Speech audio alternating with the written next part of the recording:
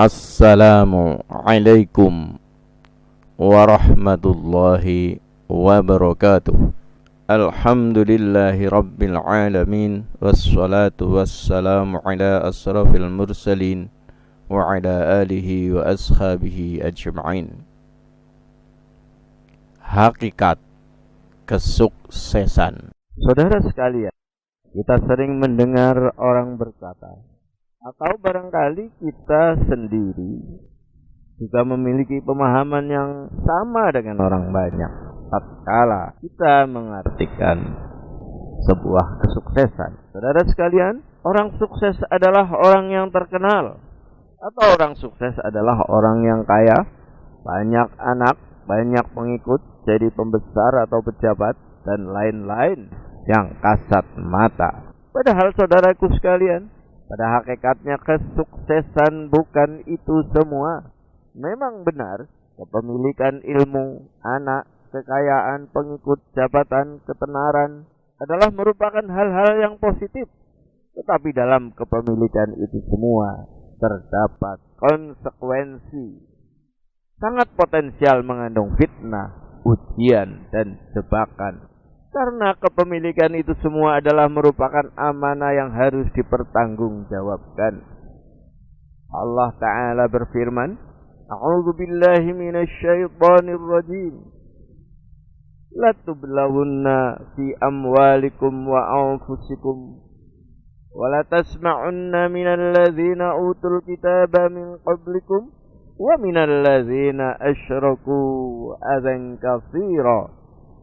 Wa in tasbiru wa tattaqu fa inna dzalika min azmil umur. Kamu sungguh akan diuji terhadap hartamu, dirimu, dan juga kamu sungguh akan mendengar dari orang-orang yang diberi kitab sebelum kamu dan dari orang-orang yang mempersekutukan Allah gangguan yang banyak yang menyakitkan hati. Jika kamu bersabar dan bertakwa, maka sesungguhnya yang demikian itu termasuk urusan yang patut diutamakan. Quran surat Ali Imran ayat 186. Saudara sekalian, Allah pun berfirman di dalam surat Al-Anfal ayat 28, wa'lamu annama amwalukum wa auladukum fitnah wa annallaha indahu ajrun azim. Dan ketahuilah bahwa hartamu dan anak-anakmu itu hanyalah sebagai ujian, sebagai cobaan, dan sesungguhnya di sisi Allah lah pahala yang besar. Saudaraku sekalian, sebagian besar orang jatuh terpuruk lantaran kepemilikan itu semua, harta, anak, jabatan, dan lain-lain. Kita paparkan sebagai contoh, Fir'aun jatuh karena kekuasaan, Qarun jatuh karena kekayaan, Michael Jackson jatuh karena ketenaran, Abu Jahal, Hitler, Al Capone, dan masih banyak yang lainnya mati dengan sangat menggenaskan. Saudara sekalian,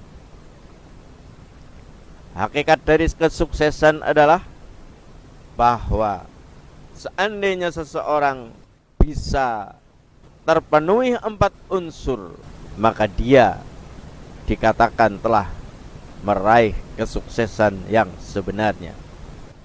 Unsur yang pertama adalah jika Allah ridho kepadanya. Yang kedua, dia pun ridho terhadap dirinya sendiri, orang lain di sekitarnya ridho dan senang kepadanya.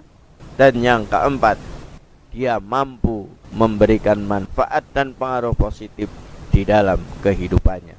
Secara terperinci saudara sekalian, yang pertama adalah ridho Allah, bahwa sesungguhnya ridho Allah Ta'ala hanya dapat diraih oleh seorang hamba, baik laki-laki maupun perempuan, dengan cara beribadah kepadanya sesuai dengan yang disyariatkan olehnya, melaksanakan perintah dan menjauhi larangan, taat dan tunduk hanya kepada Allah seperti yang diinginkan olehnya. Jika seorang hamba bisa melaksanakan ini semua, maka dia akan meraih kesuksesan baik dunia maupun akhirat. Sebagaimana difirmankan Allah, A'udzu billahi minasyaitonir rajim. Wa ma khalaqtul jinna wal insa illa liya'budun. Dan aku tidak menciptakan jin dan manusia melainkan agar mereka beribadah kepadaku. Allah pun berfirman di dalam Al-Quran yang menyatakan bahwa memperoleh ridho Allah adalah merupakan kesuksesan yang paling besar. Radhiyallahu anhum wa radu anhu, dzalikal fawzul azim. Surat Al-Maidah ayat 119. Allah ridho kepada mereka dan mereka pun ridho kepada Allah. Itulah keberuntungan yang paling besar, saudaraku yang dimuliakan oleh Allah Subhanahu wa ta'ala.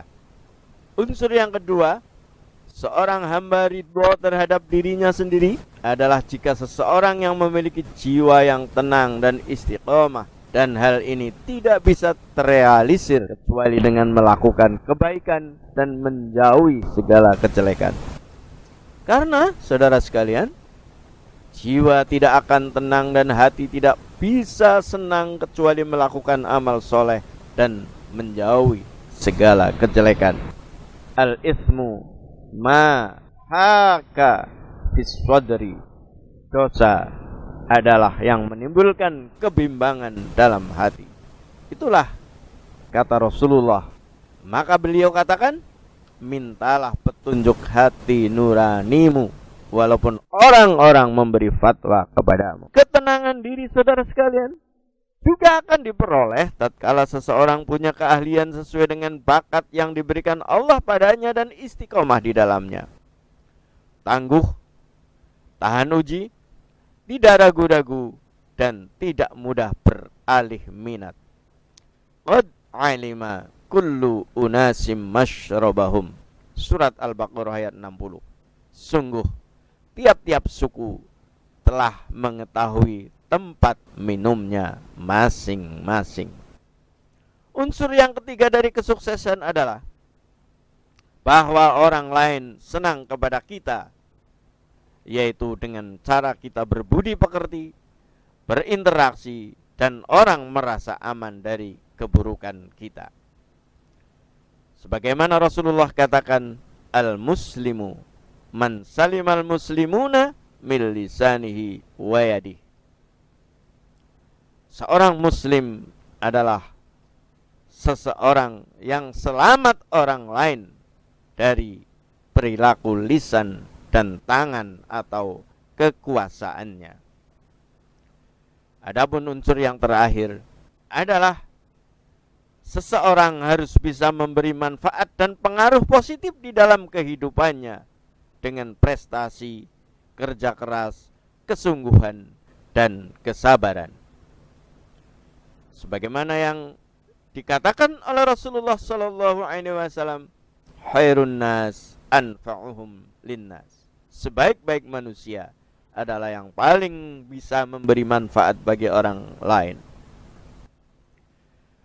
Dari Abu Hurairah radhiyallahu an, dia berkata, qala Rasulullah sallallahu alaihi wasallam, min husni islamil mar'i tarkuhu ma la ya'ni.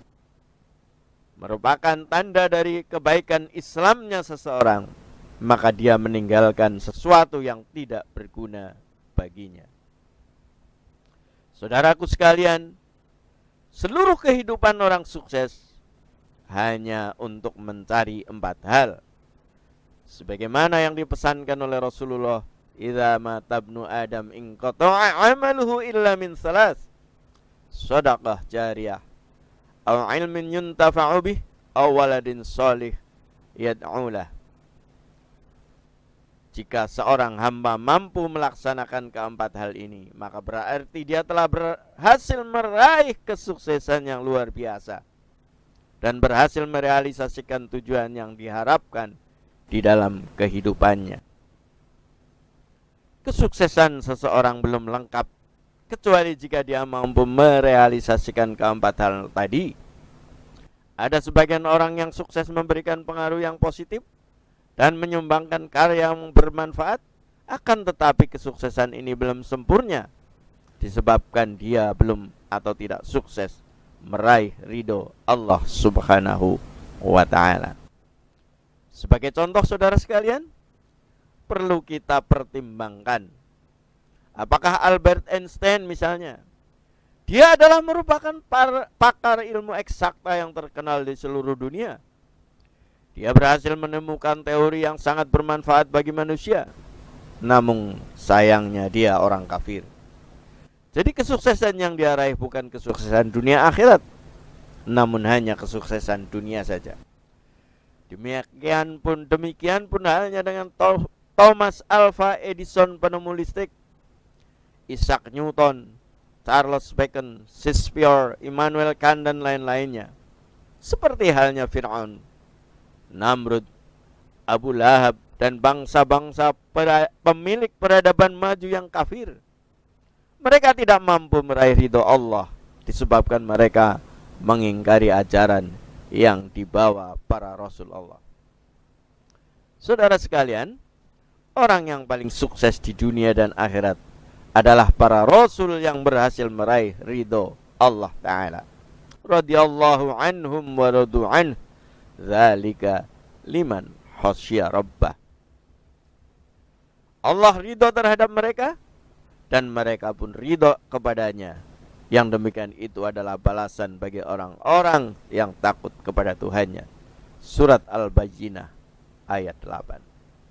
Saudara sekalian, mereka juga ridho terhadap diri mereka sendiri. Para pengikut mereka yang beriman juga ridho pada dan senang kepada mereka. Mereka juga mampu memberikan yang terbaik kepada umat manusia, kebaikan dan kemanfaatan yang tidak ternilai harganya. Demikianlah, mudah-mudahan kajian ini bermanfaat bagi kita semua, dan mudah-mudahan kita termasuk golongannya orang-orang yang sukses dunia dan akhirat. Billahi taufiq wal hidayah. Assalamualaikum warahmatullahi wabarakatuh.